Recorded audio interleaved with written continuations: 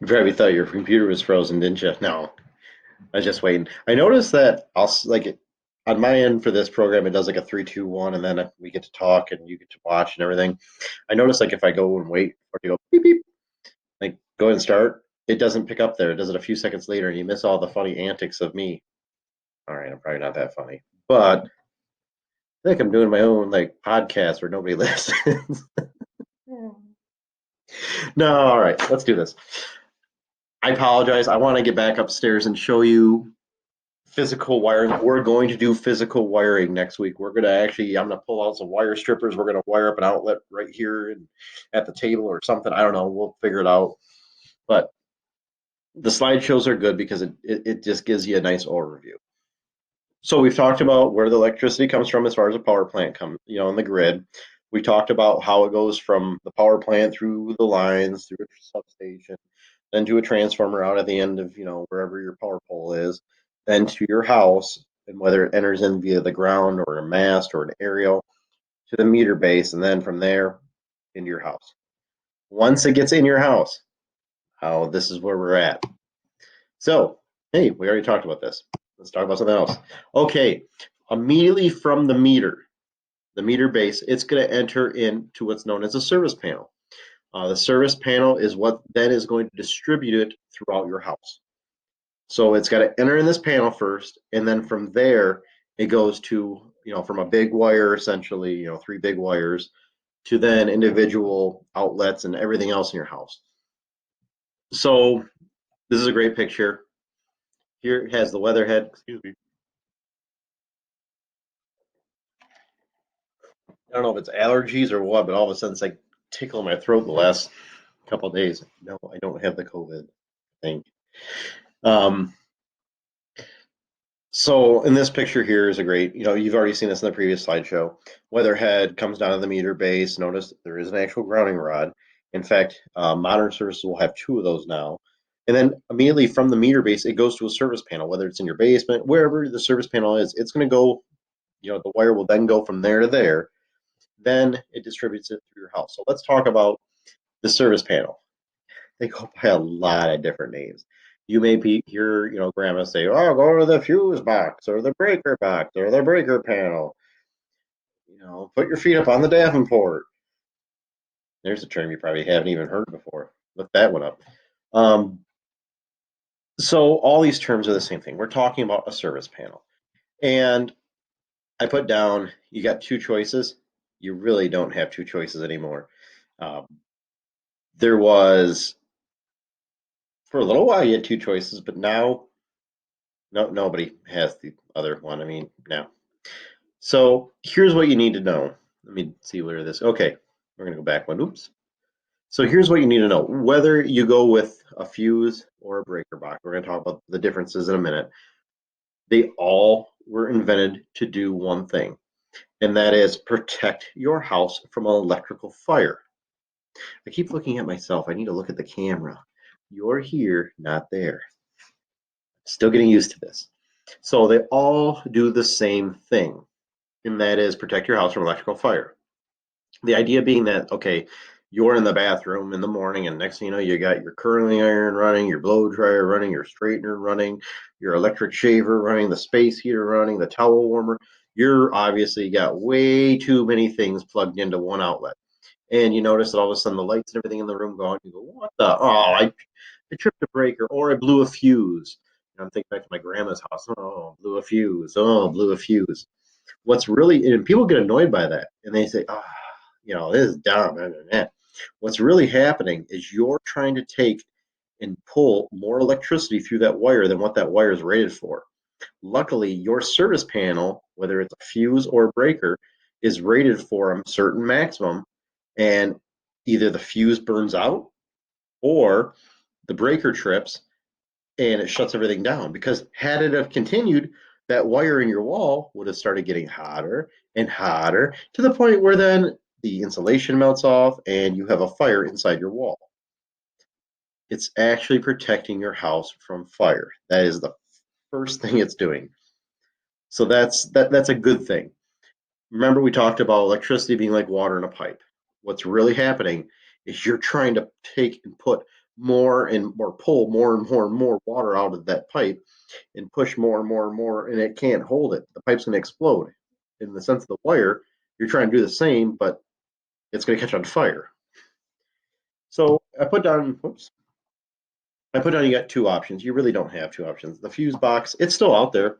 When I moved into this house, excuse me, this house actually had a fuse box. The fuse box was rated for 60 amps. Now, if I know you're probably like, oh, is that a lot? Is that a little? All modern houses now are 200. So it wasn't a lot. And this is what always hurts my brain thinking about is that we went from a society where like in the 1950s and 60s and 70s, everything just used electricity. Like, oh, this hair dryer is only 6,000 watts. And you're like, wow. Nowadays, everything's greener. We have LEDs and we're using less and less electricity per item. But yet, as a whole, we're still using more electricity than we ever have.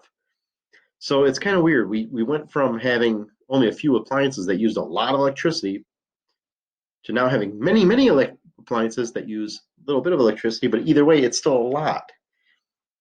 It's interesting how things come full circle. Or I shouldn't say full circle, just they get complicated. And who knows what's going to happen in the future.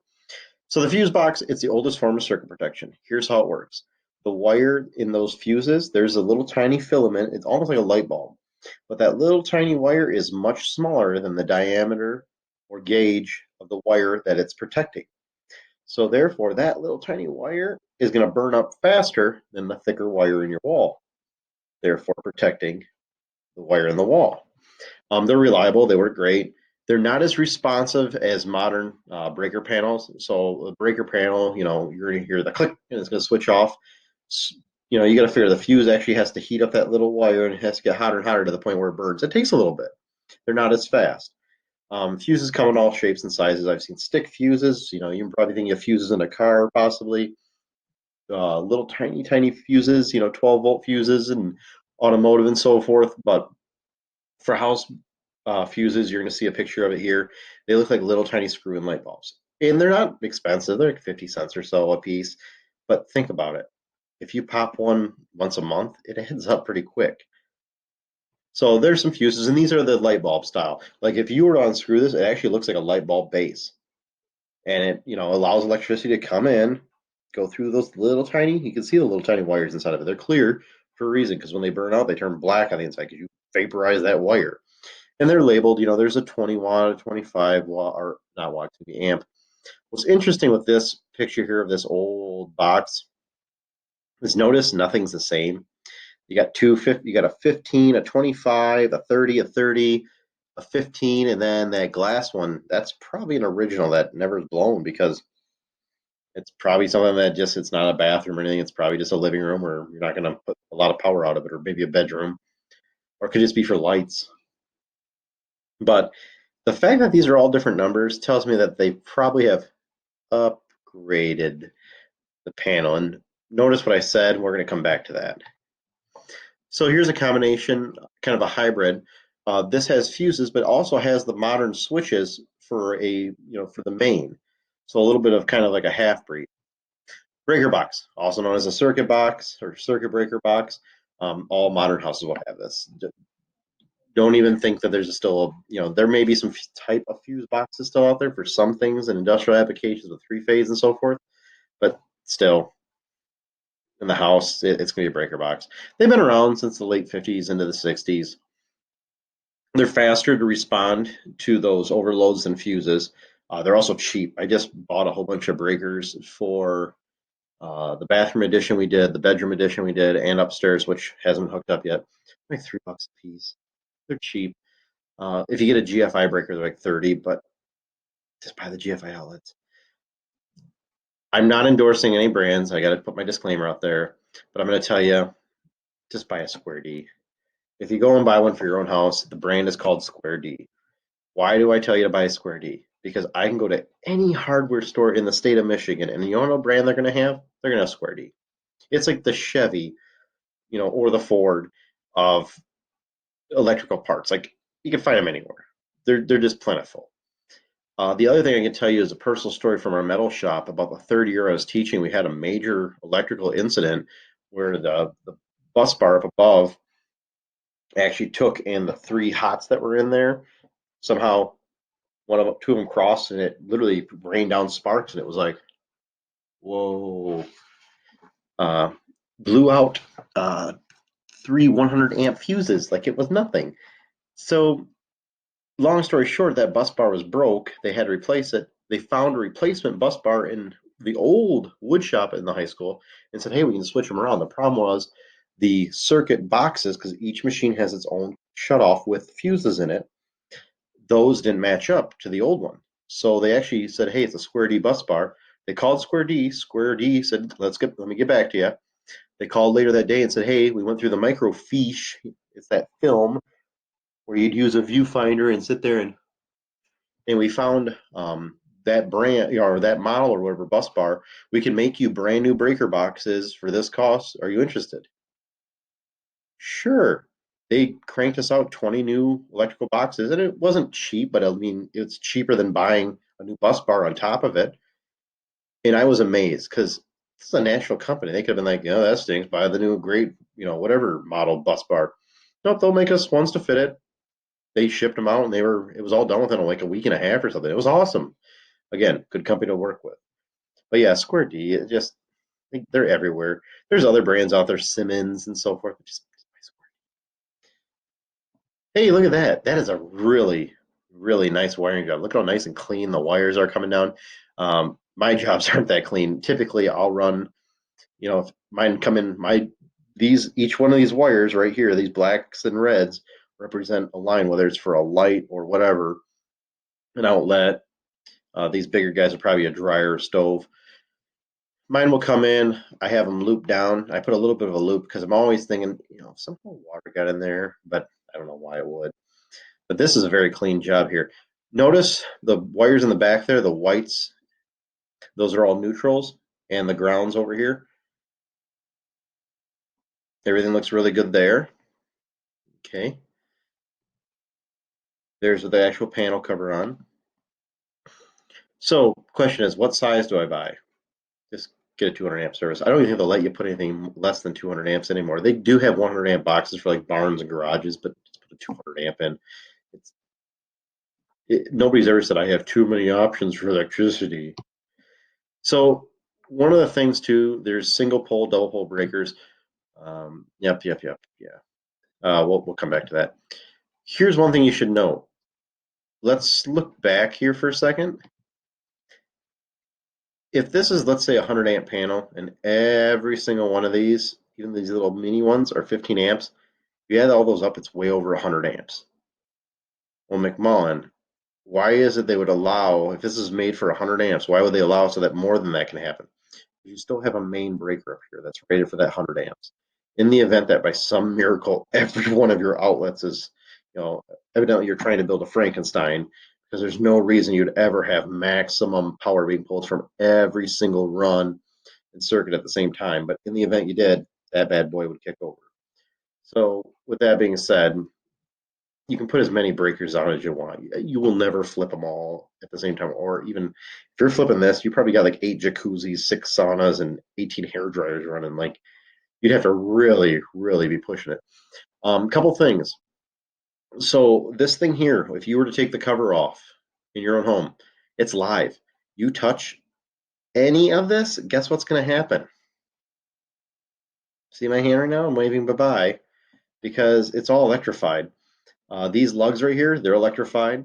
Well, McMullen, if I shut this big breaker off, that means these are safe. Yeah, but this and this is still hot. If you touch it, don't. If you don't know what you're doing, stay out of this box. That's again, if you have even like the slightest doubt of like, stay out, call somebody that does. It's not. This is not one of those things where it's like I can watch a YouTube video and be good at it. Because if you haven't done it, if you don't have experience, you're going to get seriously hurt. When I hooked up a breaker for the bedroom, the couple new outlets we had put in, shut off you can't see this right now, I'm pointing at the screen, but I shut off the main. Cool. I can touch this down here all I want. It's shut off. Well, as I'm feeding wire in, I gotta pay close attention because if that wire were just to stray out and touch that, McMullen, you'd be reading about him in the paper. So again, if I really, really, really, really, really wanted to be careful, I should have pulled the meter base. But I knew what I was doing. I've done this a bazillion times. I'm not going to pull, the meter base because I was nowhere near this. But again, you just got to be careful. So again, if you have any doubt, just call somebody professional when it comes to electrical. It's not worth taking a chance on. All right, here's some no-nos. Fuse boxes. Never upgrade a box. Remember I talked about that? We talked about there's that fuse box, and I told you something's not right here. This person has upgraded their box. If you keep blowing a fuse, a lot of people did it. Well, that was only rated for 15 amps. Let's put a 20 amp in. Oh, it keeps blowing. Let's put a 30 amp in. Keeps blowing. Let's put a 50 amp in. Hey, it doesn't blow anymore. Yeah, but the wiring was only rated for 15 amps in your wall. So now you've got a 50 amp breaker that's saying, yeah, I could take it. But that wire's going hot, and boom, electrical fire. So if your breaker box, or excuse me, if your fuse boxes are rated for only 15 amp breakers or fuses, only put 15 amp in it. Don't upgrade it yourself with a higher one. Will they screw in? Yeah, but don't do it. It's electrical fire is not fun. Other things that people did, they bypassed the fuses with pennies. Uh-huh. That was a real common thing. Keeps tripping, keep popping fuses. I keep popping fuses. So they would come in, they'd unscrew one of these, they take a pair of pliers, that have a rubber handle, and they or a stick, a wooden stick, because that's an insulator, and you just jam a penny in there, and guess what? Boom! You got yourself. You complete the circuit. Good old copper penny, and Mr. Lincoln keeps the electricity flowing. However, you've now bypassed every safety feature of that fuse that was in there. Your wiring will go up in flames long before that Mr. Lincoln burns down. So, or melts in that case. Uh, don't do it. People did it. I've heard horror stories of a mystery. Actually, I think we actually I had a student that had come to me. They bought a house. Mr. McMullen, remember you talking about fuse boxes and stuff? Yeah. Yeah, we bought a house. I'm like, oh, cool. Has a lot of problems, but down on the electrical panel, somebody shoved a penny in, just like you talked about. I'm like, weird. It happened. Just call electrician, or if you know what you're doing, disconnect the meter base, follow the protocol, and pull that thing out. So breaker boxes, same thing. If it's a 15 amp circuit where that wiring in the wall is only rated for 15 amps, put a 15 amp breaker on. Don't put a 20 or a 30 or bigger. Also, don't tape the breakers in the on position. I've heard of people doing that, where they actually put tape over the little switch so it can't flying back if it needs to. Don't do that. And then also the main breaker, don't replace it or try to upgrade it with a bigger breaker. All right. Yeah, I gotta stop yawning.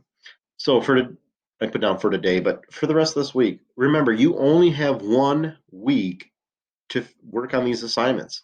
So next Thursday comes at noon. Guess what? Actually, at the beginning of the day, I'm gonna say, I'm not grading it anymore. You can turn it in, you can cry to me all you want. I'm not grading it. 1 week is plenty of time to do what probably is going to be like a half hour. Not read what I'm having you do. This week's assignment: you're going to draw a diagram of electricity from the power plant to your home service panel. Be sure to include all the stops along the way and name those stops. If this takes you more than 20 minutes to do, I'm sorry, you must be like making a Van Gogh. It shouldn't take that much. I would like some pretty pictures, don't get me wrong, but it shouldn't take you much more than 20, 30 minutes to do. And you got a week to do it. There's no excuses. You guys can do this. So what are you looking for in this picture, Mr. McMullen? Well, draw a power plant. Tell me what kind of power plant it is. Coal, fuel oil, what would it, nuclear, what is it? Then draw those high tension power lines, a couple of them, I don't know. Then draw a sub panel or substation. Then draw going to a power pole. Then have it draw going to a meter, to a masthead or whatever it may be to enter a house. And then essentially from there, I would like a picture that looks something kind of like that. If you had a weatherhead, that's fine. If you do the underground to an underground line, but something like that. You don't have to draw wash and dry, but just show me from there to the meter base to the service panel. That's all I need you to do. It's pretty simple, but it takes everything we've learned this week and ties it into one simple drawing. Um, but yeah, 20, 30 minutes. Take your time. Don't give me garbage. If you give me garbage, I'm just going to send it back and tell you draw again. You don't have to, if you want to go crazy and use colored pencils or whatever, sure. I'm not going to tell you, hey, you went over the top. Don't do that again. I am happy. A lot of people are turning things in. Thank you for those that are working on stuff still. Uh, I'll be completely honest with you. Not disheartening, but it's tough on our end too, because I would love to see all 30 some students on here every time asking questions and stuff, and it's sad because we do put some time into these lessons. Like me, I learned how to use Loom. I'm still learning how, and it's disheartening when I only have 4 or 5 people respond back, and I'm thinking to myself, okay, well, McMullen, you spent 2 hours grading these assignments, putting them together, making plans, making sure everything works, and then 3 students show up. Which those students, thank you, but the rest of you, where are you? So it is what it is, I guess. But I hope everybody would take advantage of it. We are trying. We really are trying. It is what it is. So if you got any questions, you can get a hold of me via email. Uh, you can send me a message through Remind. I pretty much answer immediately. Um, I'm thinking about hosting a. Oh, everything odds again. I'm thinking about hosting an actual Zoom meeting. So if you want to join in on that one next week, that'd be cool too. Otherwise, enjoy your weekend. Get this done. Get it turned in before the weekend. That way you don't even have to worry about things. Ooh, I got a texty message. Who is it? It's my uncle. I wonder if he has some parts for the farm equipment. Uh, yeah, enjoy your weekend. Get this done. Don't put it off. Don't procrastinate. There's no reason to. Take care.